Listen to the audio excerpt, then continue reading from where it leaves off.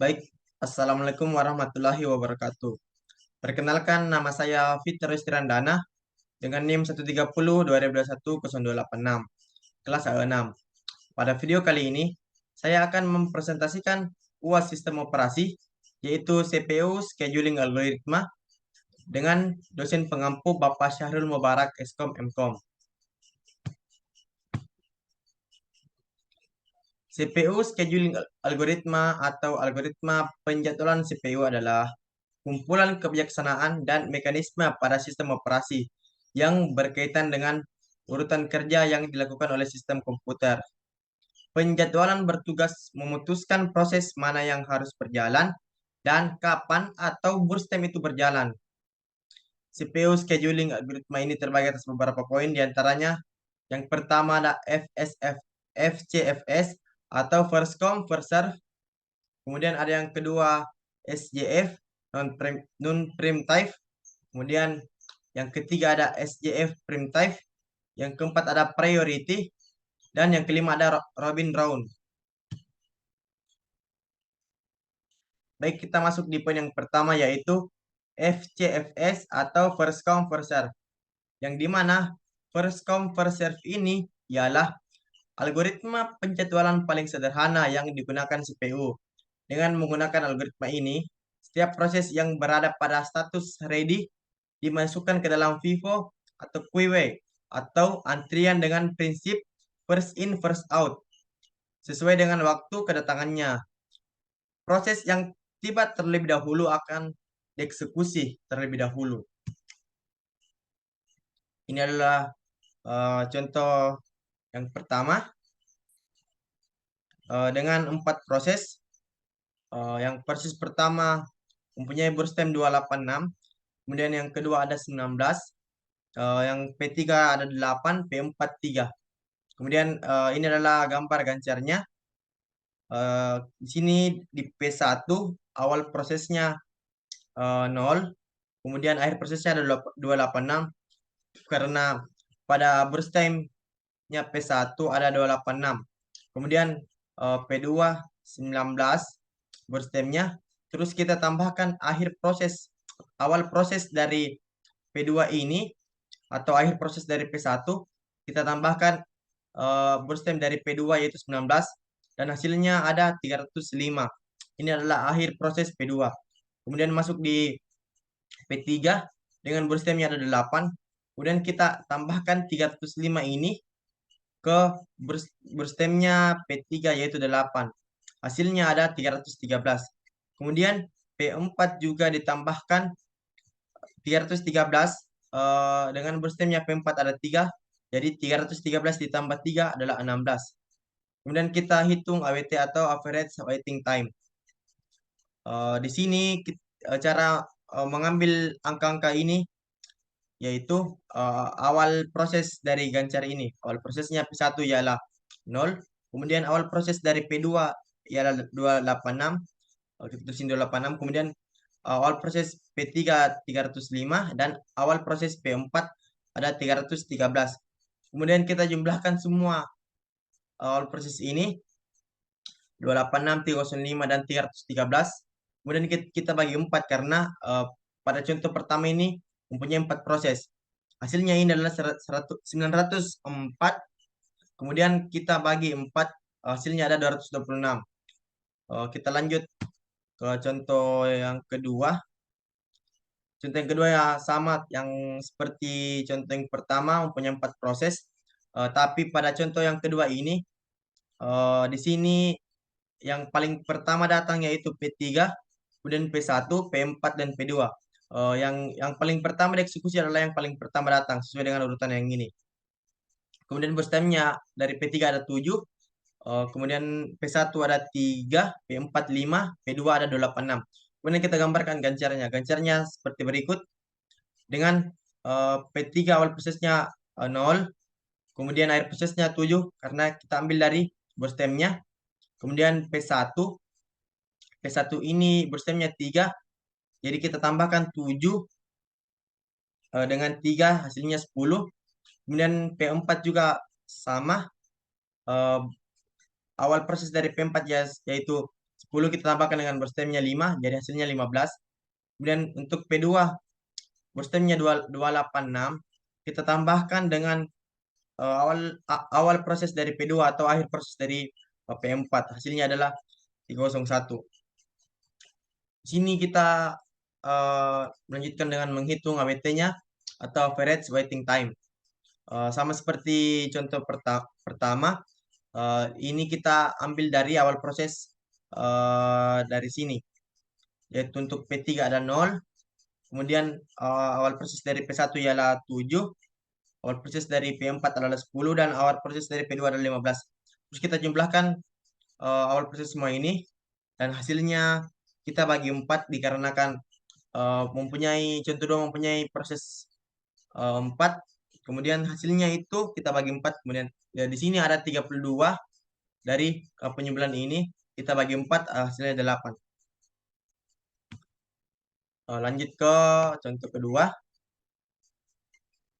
yaitu SJF atau Shortest Job Force Scheduling, yang dimana ini memungkinkan setiap proses yang memiliki burst time waktu pekerjaan terkecil yang akan dikerjakan terlebih dahulu. Hal ini mengakibatkan waiting time yang pendek untuk setiap proses, dan otomatis waiting time rata-ratanya juga menjadi pendek pula. Sehingga dapat dikatakan bahwa algoritma ini adalah algoritma yang optimal. Kita langsung masuk di proses perhitungannya, yaitu contoh yang pertama. Di sini contohnya ada 4 proses. Untuk P1 arrival time-nya setibanya 0, kemudian burst time-nya ada 286, P2 5 untuk arrival time-nya dan burst time-nya 13, P3 12, 2, kemudian P4 14, dan burst time-nya ada 13. Kemudian ini kita gambarkan ganjarannya seperti berikut. Kita yang paling pertama kita eksekusi adalah P1. Karena P1 ini arrivalnya 0, walaupun burst time-nya tinggi, tapi arrival time-nya 0, maka yang paling pertama dieksekusi adalah P1. Kemudian P3. Saya ulang, di sini P1 kenapa bisa ada 286, karena dari burst time ini. Kemudian kita eksekusi P3. Kenapa kita eksekusi P3, kenapa bukan P2? Dikarenakan ini burst time-nya yang paling kecil. Dari semua ini yang paling kecil adalah P3. Makanya kita yang selanjutnya kita eksekusi adalah P3. Dan di sini arrival time-nya 12 dari P3. Terus kita tambahkan akhir proses dari P1, kita tambahkan burst time dari P3. Jadi 286 ditambah 2, hasilnya 288. Selanjutnya yang kita eksekusi adalah P2. Di sini burst time-nya P2 dan P4 ini sama 13, tapi yang paling pertama datang yaitu P2. Makanya kita eksekusi yang paling pertama adalah P2. Kemudian dari akhir proses P3 yaitu 288, kita jumlahkan dengan burst time dari P2. Hasilnya adalah 288 ditambah 13 yaitu 301. Kemudian yang belum dieksekusi adalah P4. Di sini burst time dari P4 adalah 13. Jadi kita jumlahkan akhir proses dari P2 atau awal proses dari P4 ini, kita jumlahkan dengan burst time P4. Jadi 301 ditambah 13 yaitu 314. Kemudian kita menghitung AWT-nya. Di sini cara menghitung AWT ialah untuk P1, di sini 0 kurang 0. Ini kita ambil dari awal proses. Rumusnya ini adalah awal proses dari ini kita kurangkan dengan arrival time. Jadi awal proses dari P1 adalah 0, dikurang arrival time-nya 0, hasilnya adalah 0. Kemudian untuk P2 awal prosesnya 286, dikurang dengan arrival time-nya 5, di sini 288, dan arrival time-nya 5, kita kurang di sini 288 kurang 5 adalah 283. Terus untuk P3 awal prosesnya yaitu 286, dikurang dengan arrival time-nya 12. 286 dikurang 12, hasilnya 274.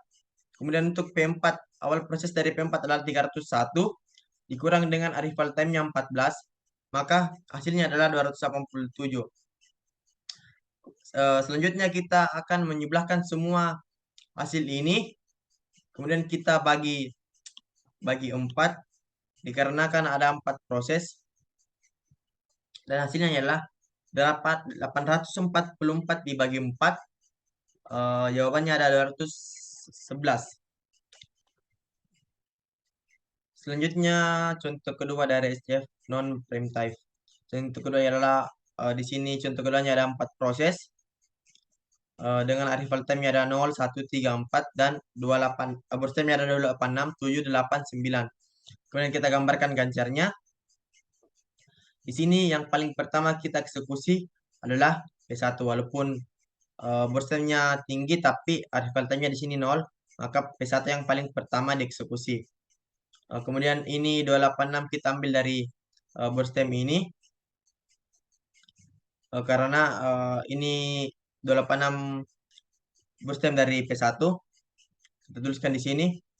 Kemudian untuk P2, kenapa kita eksekusi duluan P2 dikarenakan burst time dari P2 yang paling terkecil. Makanya kita mengeksekusinya terlebih dahulu. Kemudian 286 ini kita tambahkan dengan burst time dari P2. Jadi 286 ditambah 7 ya, hasilnya adalah 293.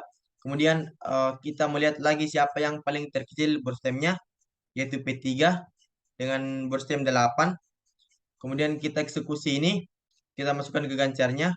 Kemudian kita tambahkan akhir proses dari P2 atau awal proses dari P3 ini.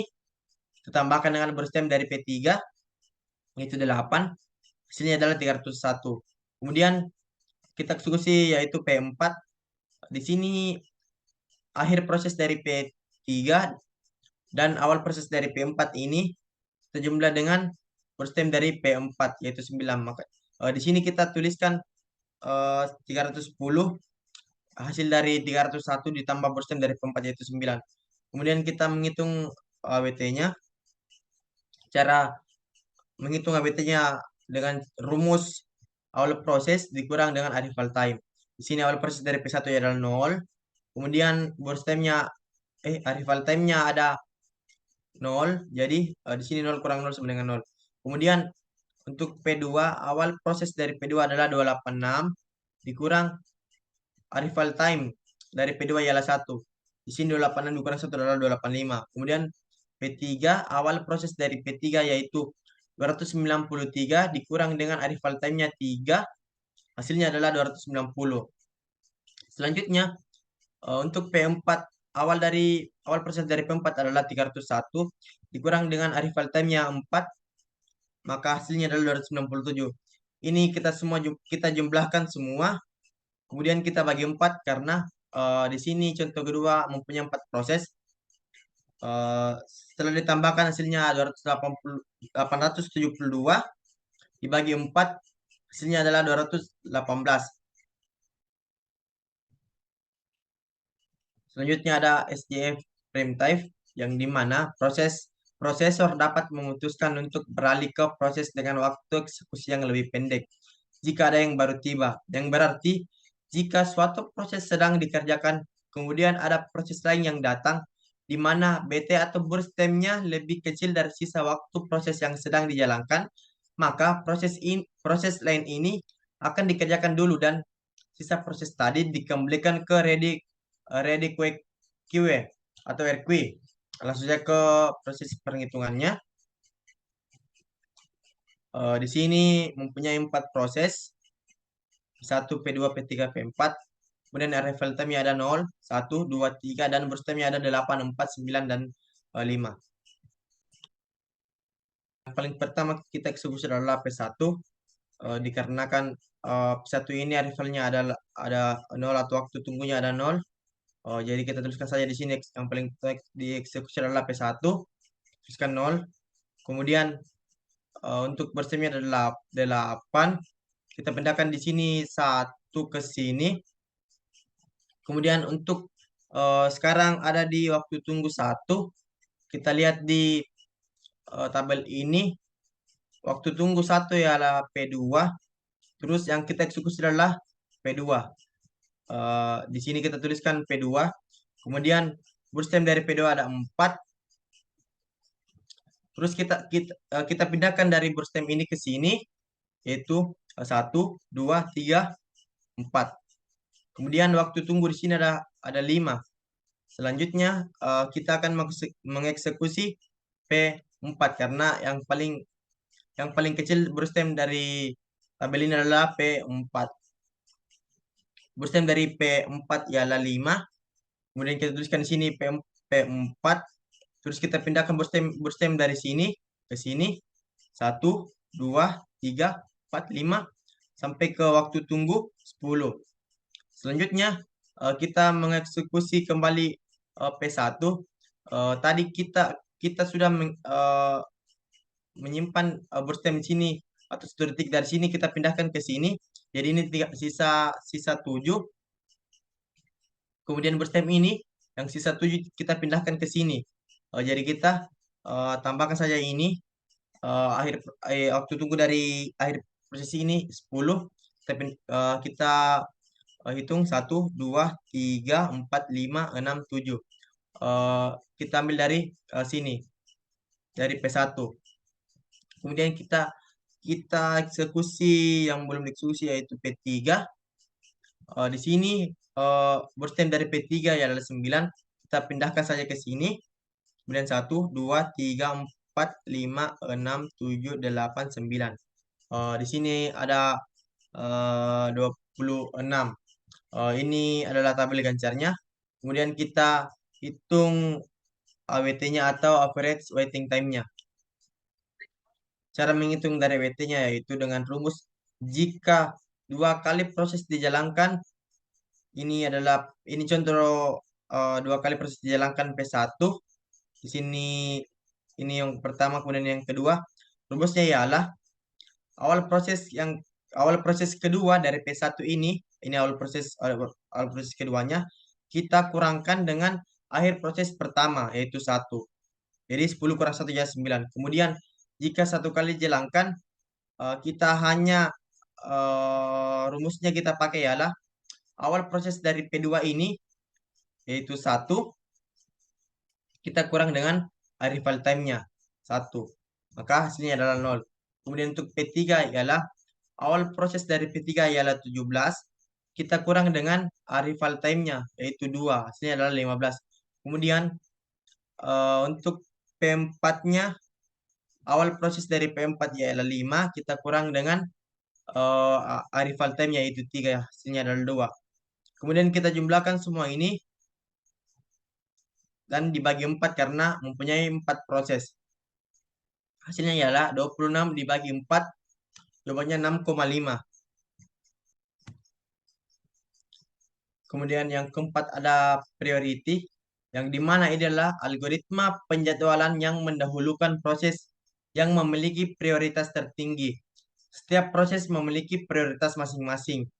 Prioritas tersebut dapat ditentukan melalui beberapa karakteristik, antara lain ada time limit, memory requirement, akses file, atau perbandingan antara I dan O, burs dengan CPU burs, dan tingkat kepentingan. Langsung saja kita ke proses perhitungannya.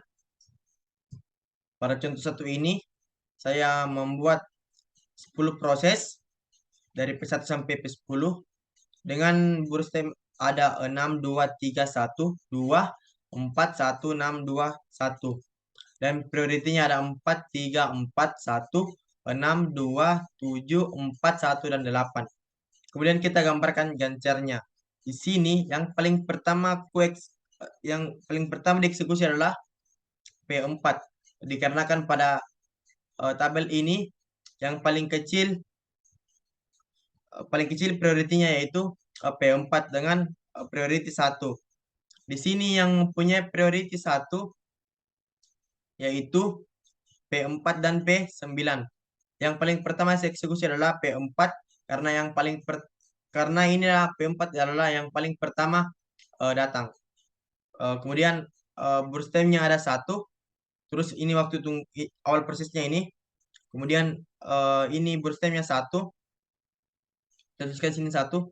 Selanjutnya ialah P9. Karena P9 ini yang paling kecil prioritinya. Dengan burstimnya 2. Kemudian saya tambahkan dari akhir proses dari P4 ini, saya tambahkan dengan burstim dari P9. Hasilnya adalah 3. Selanjutnya kita mencari yang paling kecil prioritinya, yaitu 6. Dengan prioritinya ya ialah 2. Kemudian burstimnya ada 4. Selanjutnya eh, akhir proses dari P9 atau awal proses dari P6 ini saya jumlahkan dengan burstim dari P6. Hasilnya adalah 7. Kemudian P2 P2 di sini prioritinya 3. Ini yang belum dieksekusi dan yang paling kecil. Kemudian burstimnya ada 2. Jadi saya tambahkan di sini akhir proses dari P6 atau awal proses dari P2. Saya tambahkan dengan burstim dari P2, yaitu 2. Hasilnya adalah 9. Selanjutnya, yang paling kecil ialah P1 dengan priority 4. Di sini priority 4 ada 2, ada 3, yaitu P1, P3, dan P8. Sini yang paling pertama saya eksekusi adalah P1 karena yang paling awal ialah P1. Di sini burstim dari P1 adalah 6. Saya tambahkan akhir proses dari P2 atau awal proses dari P1, saya tambahkan dengan burstim dari P1. Di sini 9 saya tambahkan dengan 6, sini adalah 15. Kemudian P3 dengan priority 4, burstimnya adalah 3. Jadi saya tambahkan 15 ini dengan burstim dari P3 yaitu 18. Selanjutnya P8 dengan priority 4 dan burstimnya ada 6. Ini saya tambahkan akhir proses dari P3 dan awal proses dari P8, saya tambahkan dengan burstim dari P8 yaitu 6. Jadi hasilnya adalah 24. Kemudian eh, P5 dengan prioritinya 6 dan burstimnya ada 2. Jadi saya tambahkan saja akhir proses dari P2 dan awal proses dari P5 ini saya tambahkan dengan burstim dari P5. Jadi 26. Terus untuk selanjutnya ada P7 dengan prioritinya ada 7 dan burstimnya 1. Saya tambahkan ini dengan burstim dari P7 yaitu jadi hasilnya adalah 27. Kemudian yang terakhir ada P10 dengan priority 8 dan burstimnya adalah 1. Jadi saya tambahkan akhir proses dari P7 dan awal proses dari P10. Saya tambahkan dengan burstimnya dari P10 jadi 28. Selanjutnya kita akan menghitung waiting time-nya. Untuk P1 9 kita ambil dari awal proses dari P1, kemudian P2 7. Di sini awal proses dari P2 adalah 7, kemudian P3 adalah 15. 15, kemudian P4 itu awal prosesnya 0, P5 ada 24, kemudian P3 ada 3, P6 ada 3, kemudian P7 ada 26, kemudian P8 itu awal prosesnya 18, P9 awal prosesnya 1 dan P10 awal prosesnya 27. Kemudian eh, ini semua kita jumlahkan dan dibagi 10 karena prosesnya pada cut 1 adalah 10. Hasilnya adalah 130. Dari sini hasil ini kita jumlahkan dibagi 10, jumlahnya adalah 13. Kemudian yang terakhir ada round robin atau RR yang dimana setiap prosesnya akan mendapatkan waktu dari CPU yang kita sebut dengan time quantum. Time quantum inilah yang menentukan proses mana yang akan dikerjakan terlebih dahulu oleh CPU dan kemudian proses mana yang akan dilakukan berikutnya. Biasanya suatu proses mendapatkan jatah time quantum yang sama dari CPU, yakni 1 sampai 100 milidetik. Langsung saya ke proses perhitungannya. Untuk contoh soal yang pertama, dengan kuantum 50, dengan prosesnya ada 5 proses dan berstemnya ada untuk P1 ada 125, P2 40, P3 140, P4 210, P5 60. Kemudian kita masuk di gancarnya. Untuk P1 di sini 0 untuk awal prosesnya. Kemudian di sini 50. Mengapa demikian? Dikarenakan ini kita pindahkan ke sini, tapi kuantumnya hanya sebatas 50. Jadi kita 125 ini kita kurangkan dengan kuantum ini 50, di sini sisa 75. Jadi dari berstem ini yang sudah kita kurangkan dari kuantum ini kita pindahkan ke sini. Jadi di sini adalah 50. Kemudian untuk P2 berstemnya 40 kurang dari kuantum ini, maka kita langsung jumlahkan saja ke sini. 50 ditambah 40 hasilnya ada 90. Ini untuk P2-nya. Kemudian P3 berstemnya ada 140. Ini kita kurangkan dengan kuantum 50.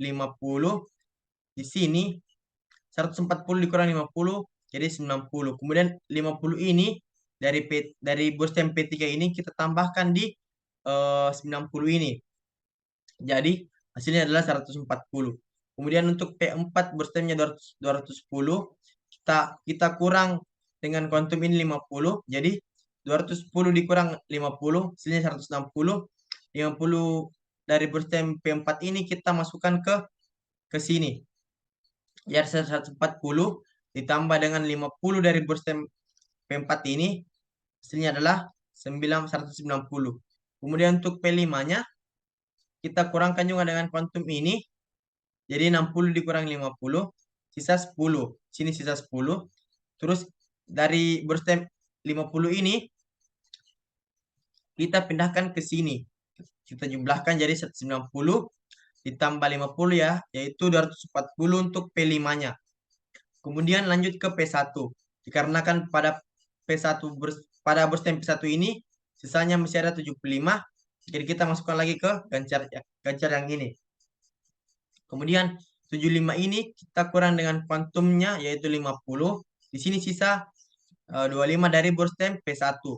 Terus kita tambahkan dari ini kita tambahkan 50 dari berstem P1. Jadi hasilnya adalah 290. Kemudian untuk P2 sudah tidak dieksekusi lagi karena berstem pada P2 ini sudah habis. Kita langsung saja ke P3. P3 tadi sisanya ini ya ialah 90. Kita kurang dengan kuantum, sisanya adalah 40. 40 ini, 50 ini kita tambahkan ke sini.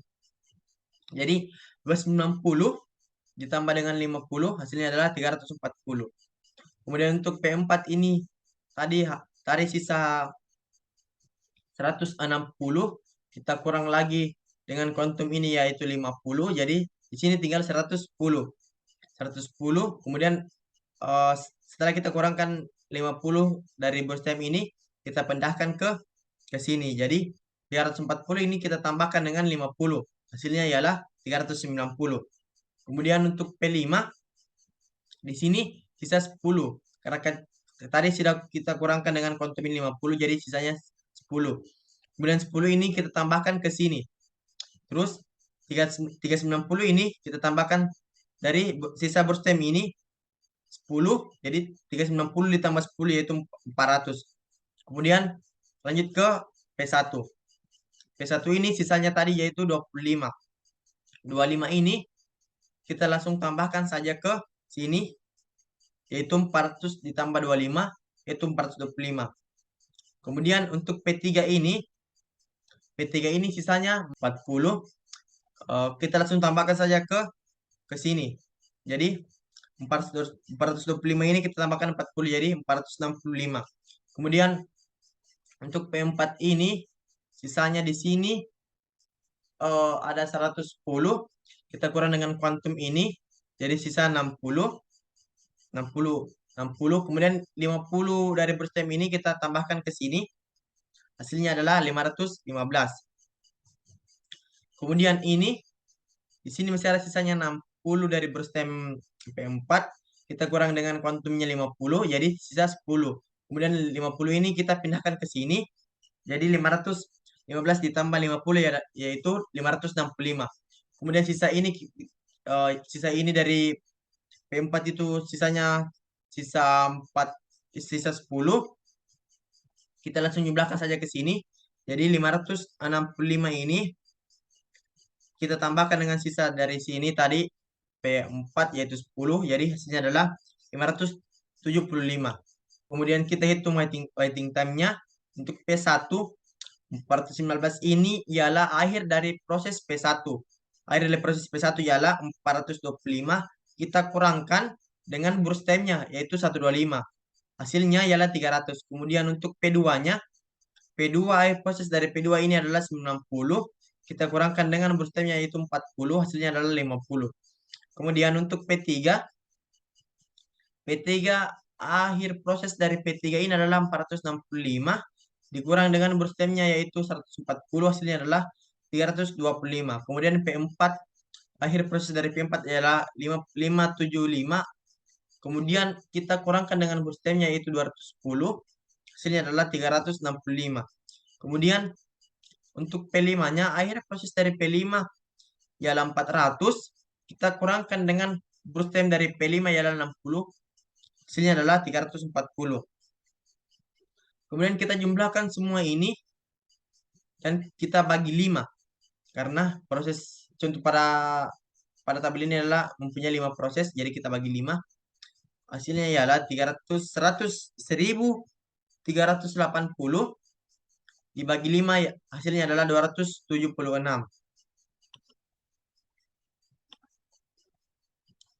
Kemudian saya membuat contoh kedua dengan kuantumnya stambuk akhir 3 angka stambuk saya yaitu 3 akhir stambuk saya yaitu 286 dengan 5 proses dan berstemnya ada 572, 300, 200, 316 dan 885. Kemudian ini adalah gancarnya. Ini adalah gancarnya. Cara pengerjaan yang sama seperti contoh yang pertama. Di sini kuantumnya ialah 286. Kemudian ini adalah awal proses dari P1. Ini kita kurangkan dengan kuantum. Kita kurangkan dengan kuantum. Di sini 572 dikurang 286. Sisa 286. 286 ini kita pindahkan ke sini. Ke akhir proses P1. Kemudian lanjut ke P2. Ini kita kurangkan dengan kuantum. Di sini sisa 14. Terus 286 ini kita pindahkan ke sini. Jadi 286 ditambah 286 ialah 572. Kemudian untuk P3 kita langsung saja tambahkan karena di bawah kuantum. Kuantumnya adalah 286 dan burst time dari P3 adalah 200. Jadi kita langsung saja tambahkan. 572 ini kita tambahkan dengan burst time dari P3 yaitu 200. Hasilnya adalah 772. Kemudian untuk P4 ini burst time-nya dari P4 adalah 316. Kita kurang dengan kuantum 286. Kemudian 316 ini kita kurang dengan kuantum 286. Hasilnya ialah 30. Terus 286 ini kita pindahkan ke sini. Jadi 772 ditambah 286 hasilnya adalah 1058. Kemudian untuk P5-nya mempunyai burst time 858. Kita kurangkan dengan kuantum. Di sini sisa 572. Terus 286-nya kita pindahkan ke sini. Kita jumlahkan ke sini. Dan hasilnya adalah 1344. Selanjutnya di sini masih tersisa 286. Sama dengan kuantum, kita langsung jumlahkan saja ke sini. Selanjutnya, jika sudah dijumlahkan, hasilnya adalah 1630. Kemudian untuk P2 di sini sisanya masih ada 14. Kita langsung jumlahkan saja ke sini. Kemudian 163 ini kita jumlahkan 14. Jadi hasilnya adalah 1644. Kemudian Untuk P4 di sini sisanya 30. Kita langsung tambahkan saja di sini. Kita jumlahkan 30 ditambah dengan 1644, hasilnya adalah 1674. Kemudian untuk P5, P5 di sini masih tersisa 576, 572. Kemudian kita kurangkan dengan kuantum, sisanya ialah 286. Kemudian 286 ini kita jumlahkan di sini. Hasilnya ialah 1960. Kemudian di sini masih tersisa 286.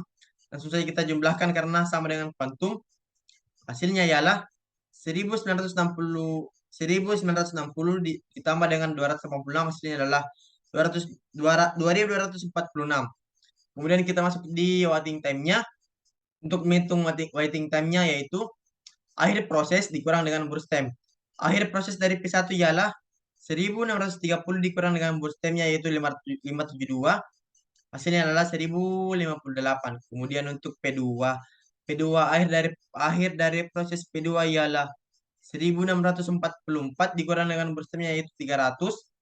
Hasilnya ialah 1344. Kemudian untuk P3-nya, akhir proses dari P3 yaitu 772.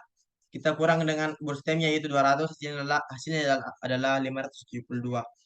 Kemudian untuk P4-nya, akhir proses dari P4 ialah 1674, kita kurang dengan burst time-nya yaitu 316, hasilnya adalah 1358.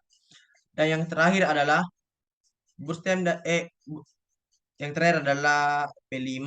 Akhir proses dari P5 ialah 2246. Kita kurangkan dengan burst time-nya yaitu 858. Hasilnya ialah 1388. Kemudian ini kita jumlahkan semua dan dibagi 5 karena 5 ini tabel ini kita mempunyai 5 proses. Hasilnya dari penjumlahan semua ini yaitu 5720 dibagi 5, hasilnya ialah 1144. Mungkin itulah tadi pemaparan CPU scheduling algoritma yang meliputi first come first serve, SJF non preemptive, dan SJF preemptive.